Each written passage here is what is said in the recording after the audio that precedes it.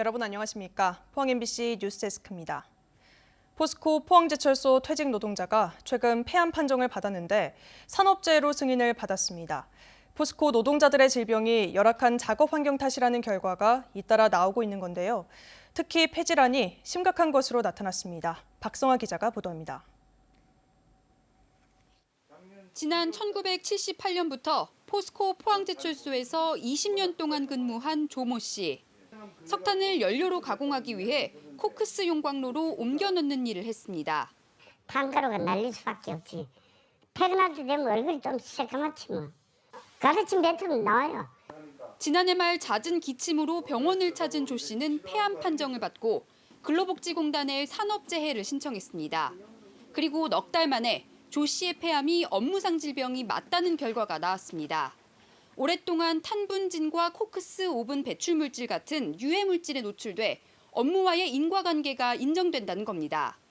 개인적으로 지급을 못 받으니까 이제 일반 마스크 그냥 우리 겨울에 쓰는 그런 일반 마스크를 지난 2020년 금속노조는 포스코 전현직 노동자들을 대상으로 산업재해 신청 운동을 시작했습니다.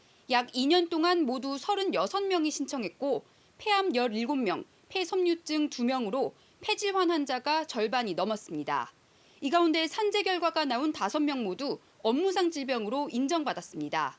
코크스 공정에서는 나오는 발암 물질들이 폐암의 유발 물질로 입증이 된 것이고 현직에서 일하고 계신 우리 노동자분들을 대상으로 해서도 직업성 암 환자들을 찾고 포스코 노동자들의 직업성 질병에 대한 정부 차원의 실태 조사를 촉구하는 목소리가 수년째 이어지고 있지만 조사는 시작되지 않고 있습니다.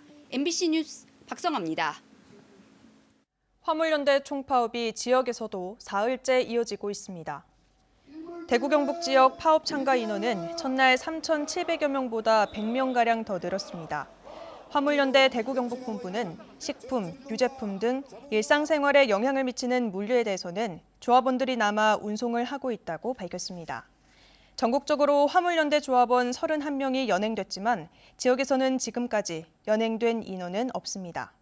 포스코 포항제철소는 하루 물동량의 40%인 2만 톤가량이 출하되지 못해 제철소 내 창고 공간을 확보하고 있고 현대제철 포항공장도 파업 이후 6천 톤에서 9천 톤가량 출하가 전면 중단됐습니다. 건설 자동차 업계도 파업 여파가 나타나고 있지만 아직 정부와 화물연대는 접점을 찾지 못하고 있습니다. 항만 부두 공사를 하면서 흙을 몰래 빼낸 업체 관계자와 이를 묵인해준 현장 소장 등에게 징역형의 집행유예가 선고됐습니다. 대구지법 포항지원 형사 1단독 송병훈 판사는 배임 수재 혐의로 기소된 포항 영일만항 부두공사 시공사 현장 소장 A씨에 대해 징역 1년 6월에 집행유예 2년을 선고했습니다. 또 하도급 업체 관계자 B씨 등 3명에게도 징역 6월에서 10월과 각 집행유예 2년을 선고했다고 밝혔습니다. 하도급 업체 관계자 B씨 등은 토사 2만 2천여 세제곱미터를 훔쳐 판매한 혐의로 기소됐고 현장 소장 B씨는 이를 묵인하는 대가로 500만 원을 건네받았고 하천수도 무허가로 사용한 혐의로 기소됐습니다.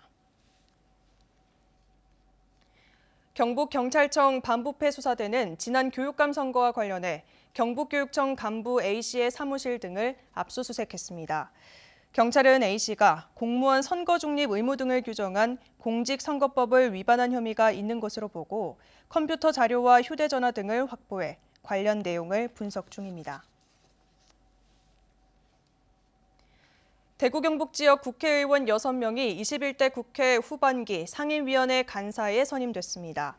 류성걸 의원이 기획재정위원회 간사에 선임됐고 경주 김석기 의원이 외교통일위, 상주 문경 이미자 의원이 환경노동위 간사에 선임되는 등 국민의힘 대구 경북 의원 6명이 상임위 간사에 선임됐습니다. 국민의힘은 국회 원구성이 늦어지면서 상임위 배치가 이루어지지 않자 원구성을 촉구하는 차원에서 상임위 간사 선임을 발표했습니다. 오늘 경주는 27.3도까지 오르며 낮 동안 덥게 느껴졌지만 포항은 21도 선에 그치며 선선했습니다. 내일은 맑은 하늘에 기온이 더 오르겠습니다. 조주경 기상캐스터입니다. 오늘 아침까지만 해도 하늘빛이 흐렸는데요. 낮부터는 구름 사이로 햇살이 비추면서 자외선 지수가 높음에서 매우 높음 수준까지 올랐습니다. 경주의 한낮 기온은 27.3도까지 껑충 올랐는데요. 반면 포항과 영덕, 울진은 20도 안팎에 머물면서 종일 선선했습니다. 내일도 경주는 28도까지 오르겠지만 다른 지역은 25도 안쪽에 머물면서 비교적 선선한 날씨가 이어지겠습니다. 밤사이에 기온이 크게 떨어지면서 내일 새벽부터 아침 사이에 안개가 짙게 끼겠습니다. 곳곳으로 가시거리가 1km가 채 안 되는 곳이 있겠습니다. 교통안전사고에 유의해 주시기 바랍니다. 이어서 자세한 내일 기온 보겠습니다. 내일 아침 기온은 14도에서 15도 분포로 오늘과 비슷하게 출발하겠고요. 한낮 기온은 22도에서 28도까지 오르면서 낮 기온은 오늘보다 1도에서 3도가량 높겠습니다. 울릉도와 독도의 하늘도 내일 맑겠습니다. 아침 기온 울릉도 15도, 독도 17도로 출발하겠고요. 한낮에는 울릉도 22도, 독도 20도까지 오르겠습니다. 오늘까지 동해안에는 너울성 파도가 높게 일었는데요. 내일은 비교적 잔잔해지겠습니다. 바다의 물결은 전해상에서 최고 1.5m까지 일겠습니다. 경북 동해안 지역은 동풍의 영향으로 당분간 선선한 날씨가 이어지겠고요. 다음 주 화요일 한 차례 비 소식이 있습니다. 날씨였습니다. 포항시는 지속되는 가뭄에 대처하기 위해 읍면 행정복지센터를 통해 농업용수를 공급할 양수기 80대를 농가에 지원합니다.